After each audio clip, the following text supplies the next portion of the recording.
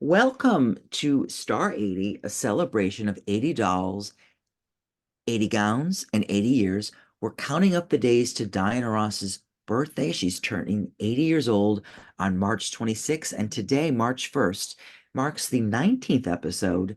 And of course, we have just 25 days until Diana Ross becomes 80. So we have Andy Weeder, who's coming to us pretty much is a Diana Ross and the Supremes enthusiast since the day he was born, or at least coming of age. So, Andy, why don't you tell us a little bit about yourself before I start with the 7 questions that I've asked several friends from around the planet as we lead up to Diana Ross's 80th birthday?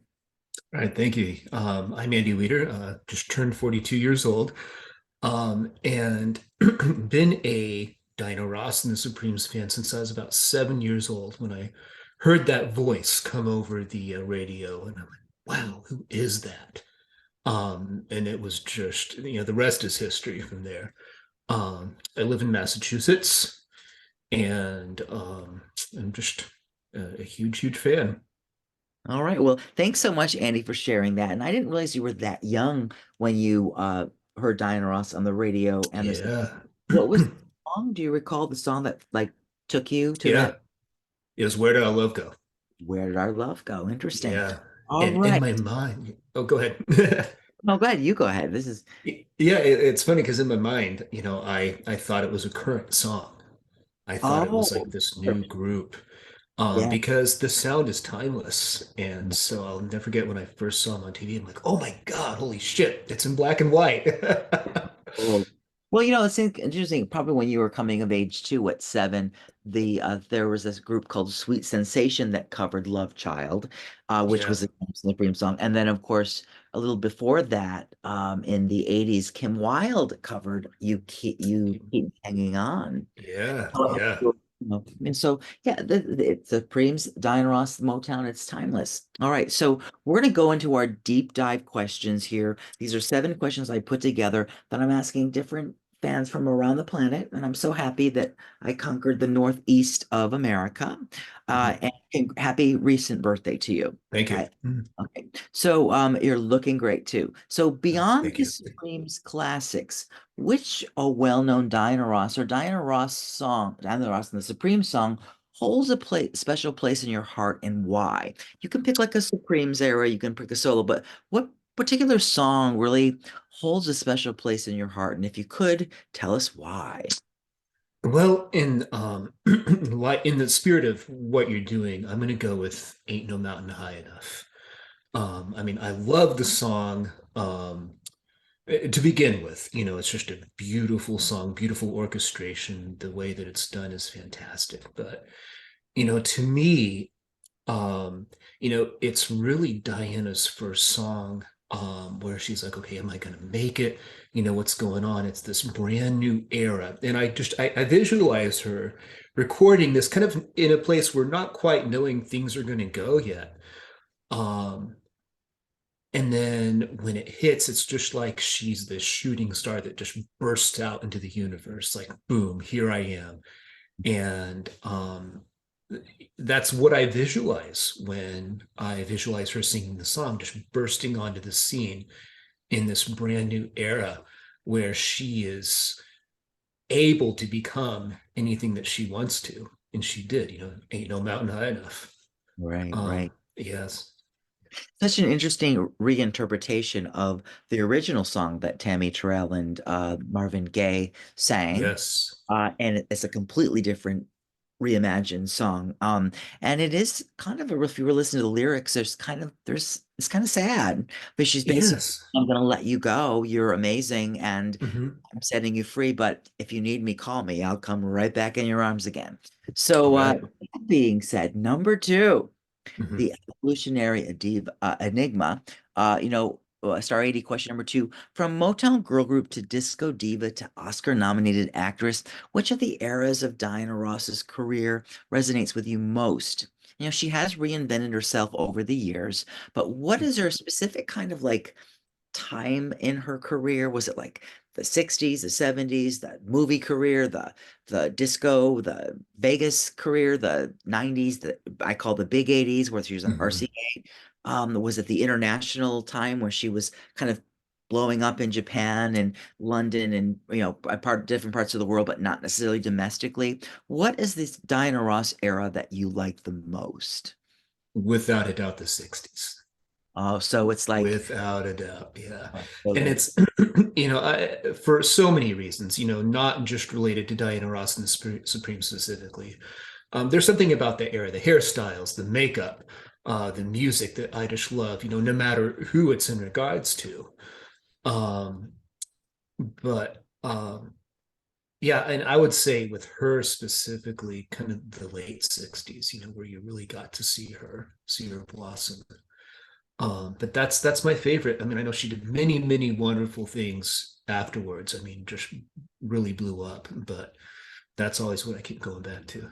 Well, the world seemed to fall in love with her during that era too. So it was like the start of her career. But it's interesting that you pointed out the late 60s because that's when it became, Diana Ross and the Supremes from 67 to Right. 60.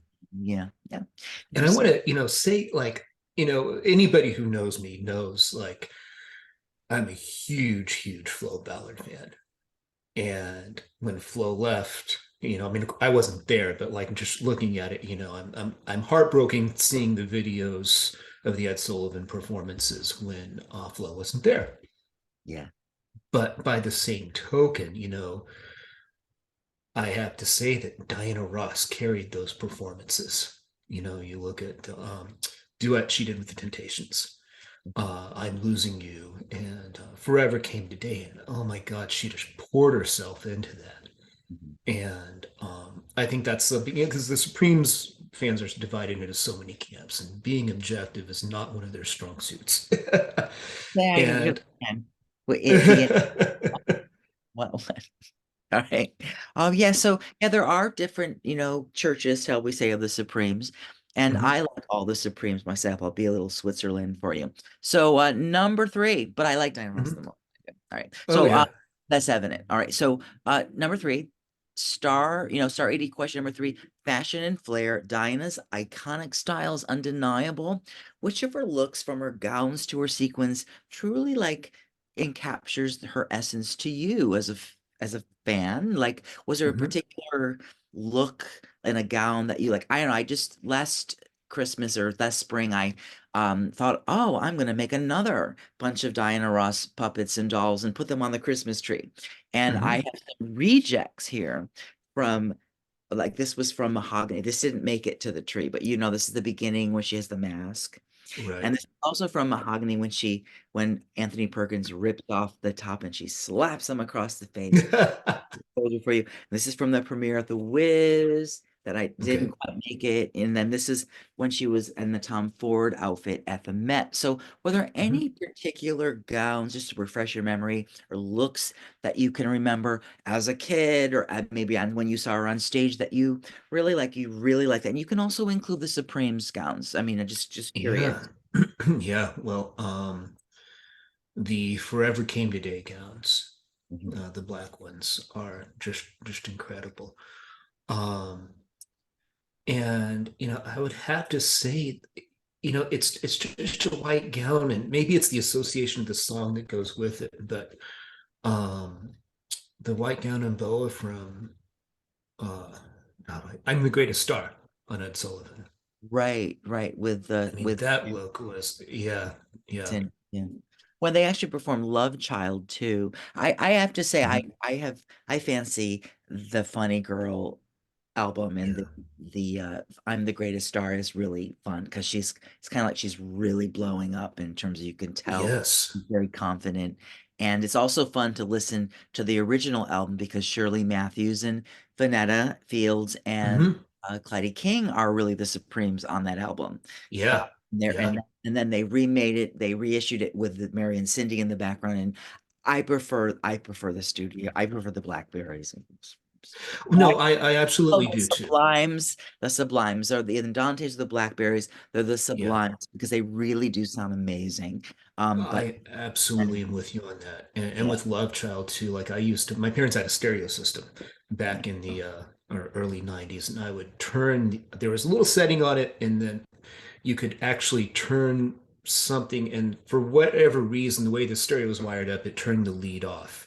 Not that I Mm. didn't want to hear the lead, but you could really hear the background. And I'm like, oh my God, these lush, beautiful backgrounds.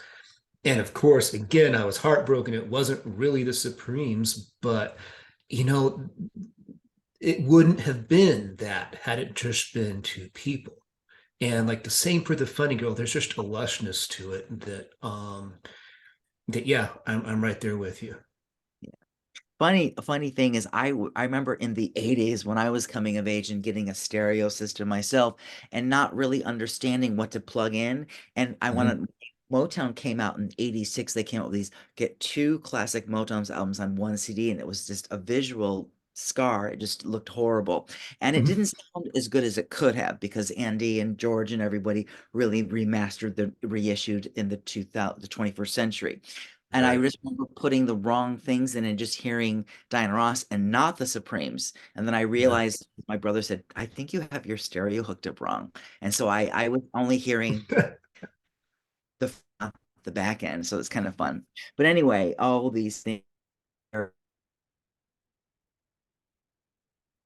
stereo in the 90s. So number There. four, Mhm. live or studio. Do you prefer Diana Ross in the recording booth or do you prefer her live on stage? And you can also say both. You know what? I am dying to see her live. I haven't seen her live yet. Oh, wow. I So you're gonna just have to come to New Jersey yeah, yeah. I mean, yeah, most of my yeah, I spent most of my life in 17th. rural Missouri, She's coming to so New. oh, Oh, also she's probably gonna be in the Northeast. sorry, I It's think I'm here losing you a little bit, Tim. time. Yeah. You hear me? All right. Okay, now I can hear I you. was a little I was a little apprehensive to see her in 2022 because I didn't want to die. I mean, truthfully, the COVID thing. Oops. Um, but that being said, I went and I came and I kept going, and I'm gonna go again in 2024. I really enjoy this new this new way that the show is arranged. So I'm as a fanatic here, I recommend that you go see it. And Can't there's the wait. new tour that's coming. All right. So I guess the answer for you is studio. Number five, unexpected gems. Is there a deep cut, a hidden treasure by Diana Ross that you think could maybe, have a renaissance, kind of like that song Murder on the Dance Floor that was used in that Saltburn, that dark black comedy that was on I think I streamed it on Amazon, but like is there and Mm. that's becoming a hit again or like sometimes I think the country western singer not Daddy West but Little Miss Dynamite had the number one pop song during the Christmas holiday, rocking around the Christmas tree. So, like, Mm. is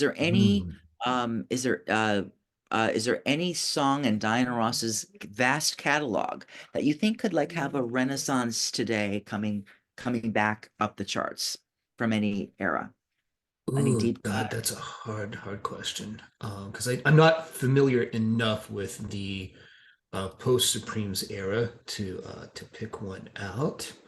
Pick a Supremes Uh, era. yeah, yeah.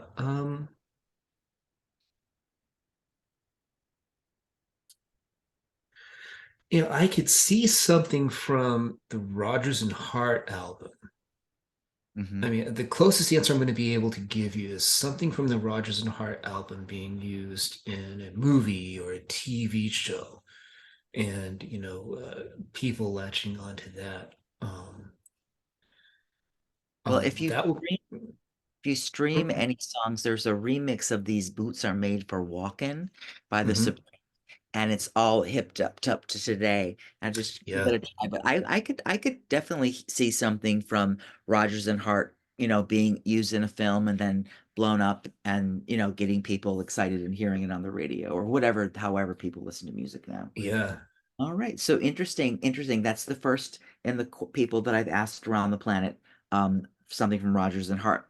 A legacy in the making. In your opinion, what has been Diana Ross's most significant contribution to film, music, and of course, entertainment as a whole? Can you, if you were to like think of something that's what her one mint is, or what is it that makes her have this longevity?